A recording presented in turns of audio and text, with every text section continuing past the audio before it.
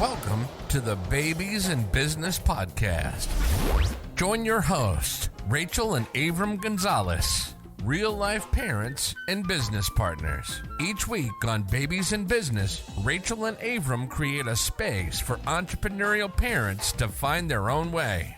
They'll dive into insights on topics like leadership, efficiency, self-awareness, budgeting, and human psychology as they nurture their family and build their business. Here's your hosts, Avram and Rachel. You can't argue with free. Now, can you? Absolutely not. No, somebody gives you something. What are you really going to say? Are you going to say, I don't like it? No, they did it out of the kindness of their heart. Hey, it's Avram and Rachel. We're back again here at the Babies in Business Podcast, and we got some stories for you. And I think some things that we as business owners and family people bump up to all the time, which is the fact that sometimes people want to offer help, and it's just not what you signed up for. Yeah. Well, I think we also have to remember nothing is ever free. That when you are given something for free, there are these hidden expectations. And the reason why they're called hidden is because nobody is talking about them, but they still exist. So we have some stories that we're going to just talk about that demonstrate some of these different things and why you can't argue with free. Yeah. So, our son Lincoln is almost 2. We made the decision to keep him here at home versus going to daycare. And so what that meant for us early on was being very, very reliant on family to help us with childcare. Yep. Where'd that end up, Rachel? Well, it's really hard because I remember this time where we had a specific thing set up for me to do during the time that he would be babysat, and the babysitting fell through like a day, a couple hours prior to when we would be dropping him off, something like that. And I remember just being so discouraged about the fact that I had set something up and then I'm going to have to back out on my plans. I think it was business, so I felt unreliable to this client. And I felt a real resentment towards the person that canceled because it was so frustrating. And there were so many thoughts going through my head of, don't you know how important this is? Don't you know that we rely on this? All these things. And then I went to my therapist and I talked to her. I was so frustrated, and she really helped me put it in perspective. And that is that when you're a mom, your plans are the only ones that have to change when babysitting falls through. Because people are not always going to meet those expectations of being able to watch them when they say they can. So that's really shaped how I have moved forward. It hasn't made it less frustrating when we're canceled on, but it has definitely helped me to take back the power of knowing how to navigate this and not be frustrated all the time. Yeah. And, in this case with childcare, you want your kid to spend as much time as possible with family. Yeah. And so family volunteers, and you're stoked about that. They're going to be safe. They're going to be taken care of. They're going to be loved on, get to spend that quality time. And, to your point, it's really hard when you've made the plans, you've set everything up, and then the other party decides the last minute or even a day or two before, hey, actually, I can't do this. I scheduled a dental appointment. And it's like, really? You didn't know you had a dental appointment? But what are you going to say? Right. You can't say anything. You can't say anything. Well, you told me that you would, and I'm relying on this. Well, okay. You can't express your frustration because that's going to feel pretty wrong and messed up. Well, they were going to volunteer to do it for free, right, for you. So you're stuck with your frustration. You can't complain about it because that's kind of messed up. You can't be judging the other person for it because then you're going to be sitting there with all that resentment that you're talking about. Exactly. It's like, so what do you do? Well, we found a totally different solution. It wasn't free. It wasn't free. We talked about, you can't argue with free. You also can't rely on free. You can't. There's no accountability. Yes. With free. I think that's the big thing we realized. Absolutely. And it took us a while, but also financially, we just weren't in a place to make other decisions as far as putting him into a daycare or something like that. But that's not what we wanted to do. Mm-hmm. So, we've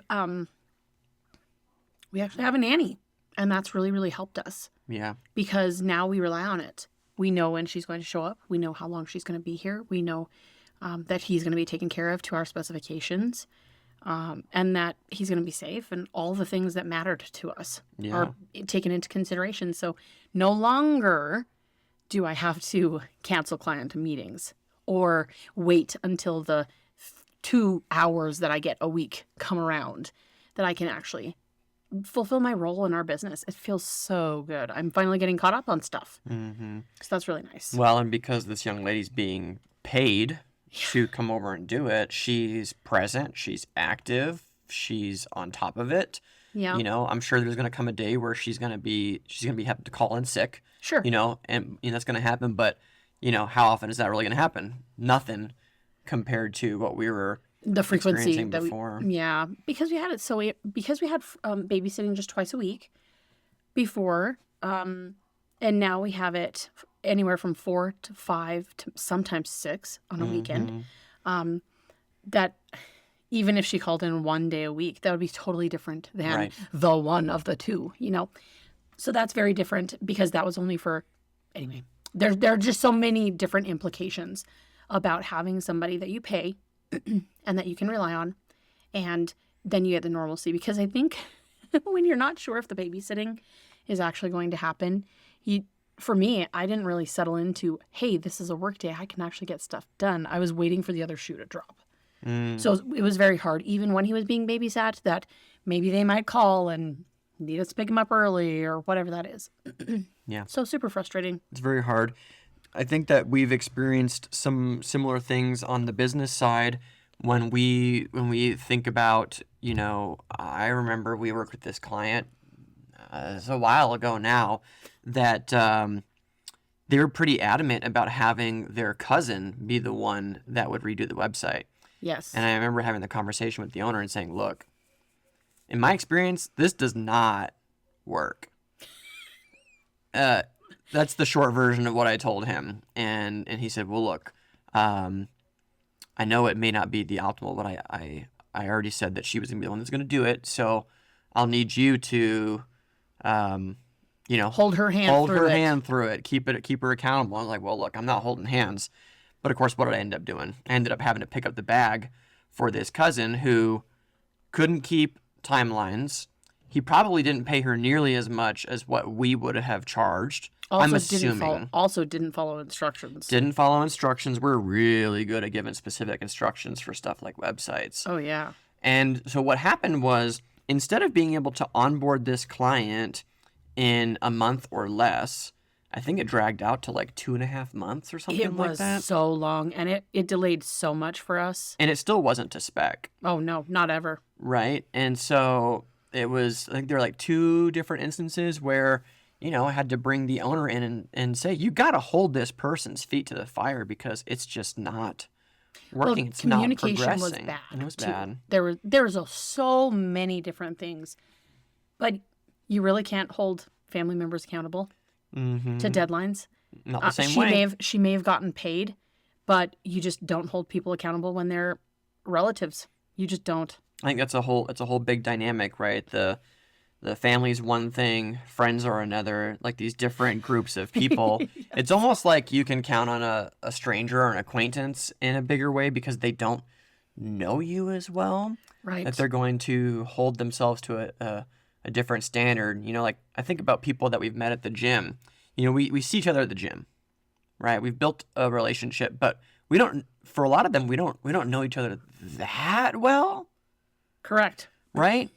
And in some ways, you know, and we've had people from the gym say, hey, I'll babysit your kid. I'd love to babysit him. You guys go have a date night. And it's worked out really great because why? It's like one thing. They don't know us incredibly well. Right. They've made this commitment to do it and show up. And then they play full out when they're there. Right. Yeah. And so I think there's kind of like this spectrum of, it's weird though, right? When you know somebody really well or your family, isn't it weird how like it's somewhat seen as okay to treat your family different, in a lot of cases worse than you would treat the general public or somebody that you we're friends with. Yeah, and I mean, we could go into the psychology of all that Yeah, stuff, we but don't I have to don't do know that. that really matters. But yeah, the family coming in and doing something for your business, unless this is what they do, like they actually are a bookkeeper or they are a web development business and you're doing business with them. And they're full-time. They And don't they're need full-time, your money correct. to be successful. Well, and also they're vetting you and seeing, well, are we a good fit? Do you fit within my parameters for this ideal client or do you not? Those are all real big considerations that should be taken into account when making decisions to work with family or not. Is it because you want to get it for cheap? Is it because you want it for free? These different things are factors, but is it going to get you what you actually really want in the end? Right. For us, we just wanted more time to work, more regularity for working, and there was no way we were going to get help every single day from family. That just was not going to happen. So looking at what we needed and taking back that control and thinking about how I talked to my therapist and she just really laid that out has really, really helped me.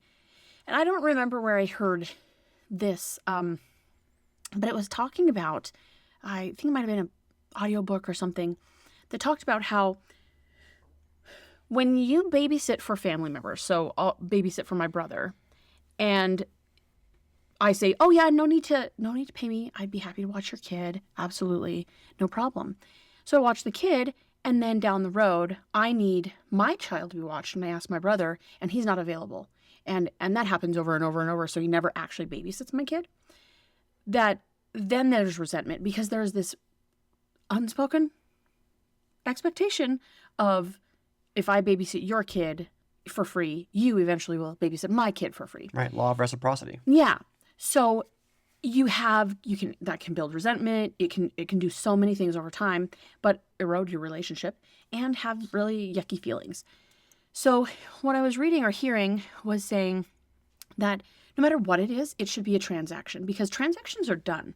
When you go into a store and you buy shoes and you pay for them, that transaction is done. You have given them what they deemed was the price for the shoes. You got the shoes, you're done. So with babysitting, even if you charged $5, that transaction is done. So in the case of me watching my brother's child, if I charged him $5, even though it's a small amount, $5, then it's done. I babysat him, got paid, we're done. I don't have any other expectations. And then you can just move on, and it helps with not having to feel like you need to keep score and feel like you're owed something. Yeah, I remember when I first heard about people that would enter referral arrangements with each other. They make it more formal, and they would say, look, if I send you somebody, will you pay me like a finder's fee and vice versa? Yeah. And I used to think at first that was kind of like it felt really like schemy and strange. Yeah. But as time went on and we started sending a lot more referrals out to people and the other way around, I realized that it's what you're saying. It's this transaction that you can finish and you can conclude this exchange by giving something back. And then, if somebody's sending you a bunch of referrals and you don't reciprocate that with referrals, how are they going to feel over time? Right. Well, and also if it's someone that's sending us referrals and they're in a position to do so, but we're not really in a position to send business to the kind of business that they are, right, then that can build resentment even though we don't really have the opportunities. So when you make it a financial exchange, they can feel made whole. That's right. And have really good feelings towards us. Yeah, and feel like this sense of appreciation right away. Right. Like waiting around to experience something, some reciprocity. Or talking to somebody else because they're like, well, should I say something to them? And then it can become a gossip and all these resentment feelings. Mm-hmm. So, yeah, the transaction, it works really well. Yeah, and like I said, at first it felt strange hearing people talk about that. And I remember the first time somebody pitched that to me, I wasn't expecting it, and I thought, well, that's just like a weird way to do like referral marketing. Money and I'm like, is it for the money? It's like, no, it's not for the money. Right. It's just to close that loop. Yeah, and I think about recently, our website has produced a number of different leads for us, but those leads weren't really good for us, for the services that we offer, and we've referred them to somebody else. But what did we do in that transaction? We generated that referral. We generated that lead, and then being able to send it to somebody else, you know, we get paid because our website is doing great work for us, getting us leads. Even though they weren't great for our business, we're able to pass that along to somebody else and get some form of compensation. So in that term too, it also just makes sense that it's just done. Mm-hmm. Yeah. So we'd love to hear from you. You know, what's something that you got for free, business or personal, that just did not come as advertised? You know, what's that thing that if you had paid for it, you would definitely raise a stink and talk about it? Right. You know, what's that thing, but you got it for free so you couldn't? I think family's a good one to pick on. So probably pick a family example. Ours was babysitting today. Yours could be any number of different things, but we're just curious how this resonated with you, and what's that thing that you got from family for free that turned out to not be so free? Not be so free. We'd love to hear it. That's it from us here, Rachel and Avram at the Babies in Business Podcast. You can find us on social media. Join the conversation at Babies in Biz Pod. That's our handle across all the different channels. We're still looking for those 5-star reviews on Apple Podcasts. So go over there, click that 5 stars, leave a little comment about what you're getting out of the podcast so other prospective viewers can check it out too. With that, if you got questions, you want to reach out, find us at hello@babiesandbiz.com. Anything else, Rachel? No, I think that's really it. Just see if the thing that's going on right now that's not working for you is working, like assess it, and then find a solution. Our solution was a nanny. Yeah. So there are solutions out there for you. Well, with that said, we're done. We'll see you on the next one. Bye for now. Thanks for tuning in to this week's episode of the Babies in Business Podcast. Who do you know that would benefit from hearing this episode? Share it with them and post about it on social media. You can find the show notes for this episode, free downloads, and connect with the rest of the community at babiesandbiz.com. We'll see you next time.